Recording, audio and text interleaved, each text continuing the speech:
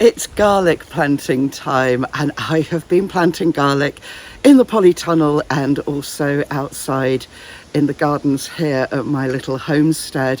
I grow a lot of garlic. This is softneck. I also grow hardneck and elephant garlic, which is really a kind of leek, but we call it elephant garlic. I've planted so much garlic, I've had to write it down so I can tell you what I've put in so far.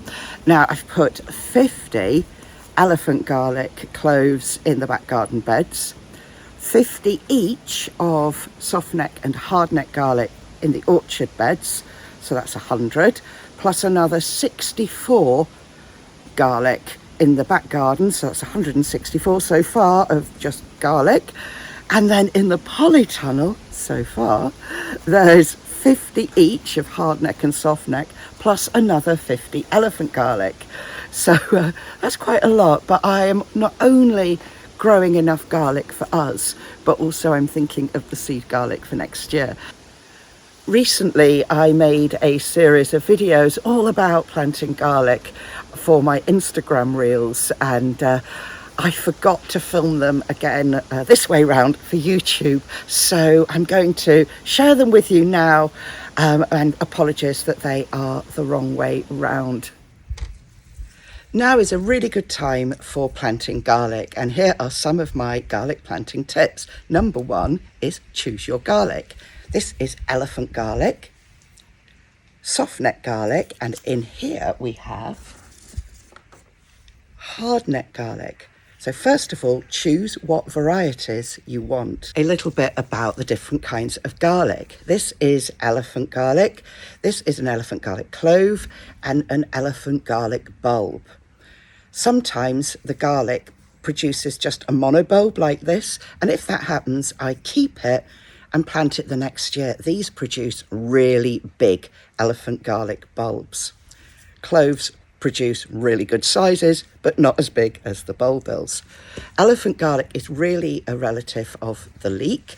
It's much milder flavour, and I grow it for two reasons. It tastes fantastic roasted, just spread on vegetables or bread, and also you get garlic scapes, the flowering shoots in the spring, which you can cut and use to make pesto or put in pasta, and it really is a delicious addition to spring recipes.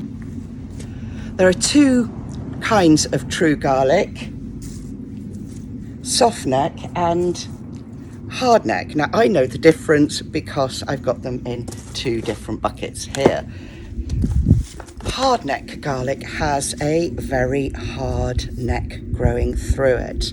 This is a dried stem from a garlic bulb, and like elephant garlic, this produces a garlic scape in the spring, which you can use in cooking and pesto and sauces and all kinds of delicious ways.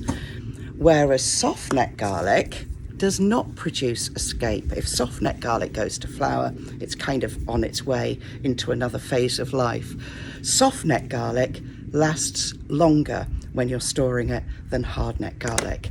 I do both because I want the scapes in the spring, and I grow a lot of garlic, and I want the garlic to last ages and ages and ages.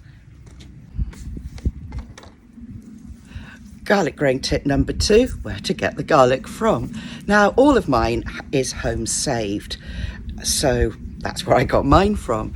But you can buy garlic online and from shops, and that is a good way of choosing named varieties which have specific qualities, and also you can make sure that you know whether it's hardneck or softneck.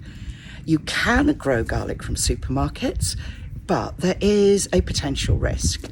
One is you don't know where it's come from. Check the label, hopefully it will say there. And it could be from a climate so different to ours that it just won't thrive. And there's also a risk that it could introduce problems to your soil, such as white rot. Another alternative is to get garlic from your local farm shop or farmer's market, if you have one in your area, because that will be fine for your location because they've grown it there, and you know that it's a good quality garlic because they wouldn't be growing it unless it was. As far as I'm aware, all supermarket garlic is soft neck. For farmers market, etc. garlic, test the stem. If it's bendy, that's soft neck. If it's really stiff, like as if it's got a pencil inside, that's hard neck. Garlic growing tip number 3, choose the biggest and best cloves. In these buckets, I've sorted hard neck garlic and soft neck garlic, and I've chosen the biggest cloves from each bulb. The small cloves have gone into the kitchen and I'll use those in cooking first. I want the biggest, healthiest cloves so that I can have big, healthy garlic bulbs next year. Always discard anything that looks mouldy or rotten or diseased. My next garlic growing tip is decide how many bulbs you want. So I want to grow enough garlic for our needs cooking in the kitchen and also for saving seed the next year. So I need to work out how many bulbs that is. Now we use a lot of garlic, probably 3 or 4 bulbs a week. So that takes up a lot. I'm going to be planting 200 to 250 cloves of garlic in order to have enough for us and also for seed for next year. If you want 1 garlic bulb for every week of the year, you'll need to plant 52 cloves. I'd round it up to 55 or so, just to make sure in case some die, plus another 10 so that you've got some bulbs for breaking up for next year's seed. So if you're wanting 1 bulb for every week of the year, plant 60 to 70 cloves of garlic, depending how much space you have, so that you've got plenty. My next tip is use a dibber. This is brilliant for making the holes for planting your garlic and really saves on your back. This is essentially a fork handle. You want to make the hole deep enough so that the clove is in the ground, just under the surface of the soil and not sticking out. My next tip is preparing the beds. The bed has been thoroughly weeded and then I hoed it as well just to make sure, and it's all ready now for planting the garlic. Next tip is planting distances. So garlic needs to go in about 6 inches, 15 centimetres apart, and with 30 centimetres, 1 foot between each row. This means that you'll get really lovely, plump, healthy garlic cloves. Next tip, planting the garlic. I've made all the holes in this bed with my dibber. There's 8 rows of 8 holes, so 64 garlic cloves can go in here. Finally, a use for all the multiplication tables that you learnt at school. Next tip is planting the garlic. Which way up does it go? So the garlic has a pointy top and a flat bottom. The flat bottom is where the roots come out, the pointy top is where the shoot comes out. So you put it flat bottom into the ground, just like this. So you put the garlic flat bottom first into all the holes in the ground. Another planting tip, if any of them have kind of long shooty things at the top, then either take them off or tuck those in. This is because birds such as crows and blackbirds can use them to pull, they think they're getting a worm and they pull the garlic out. The whole bed's been planted with garlic and now the garlic needs tucking up in the soil. You could use a rake or a trowel. I'm just going to use the dibber.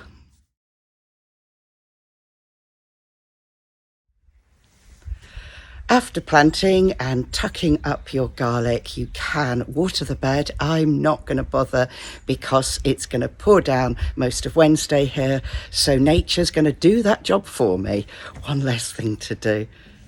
The garlic is sown and all tucked up. What to do now? Well, You can mulch with compost. I'm going to do this, but later on in the autumn when life isn't quite so busy. So any time between now and the end of the year for mulching with compost is fine.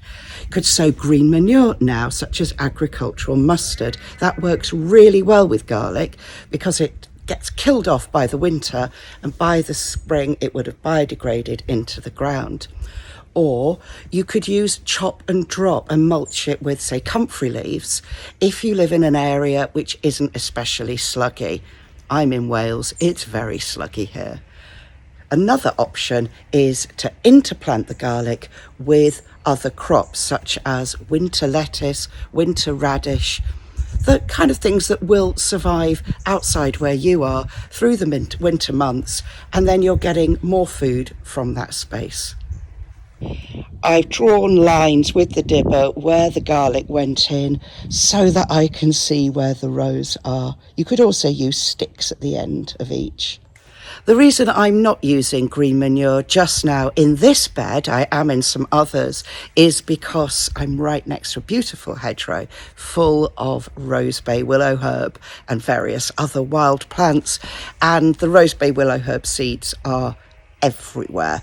So I'm hoeing off this bed for the next few weeks as the seeds germinate, because the green manure won't stop rosebay willow herb. One of the brilliant things about gardening is there's no one way of doing anything, and it's always about adapting what you're doing to the weather, to your location, to the conditions where you are, to the creatures that live with you, and to the time of year. And that's just a fraction of what you need to take into account. It's always really exciting, isn't it?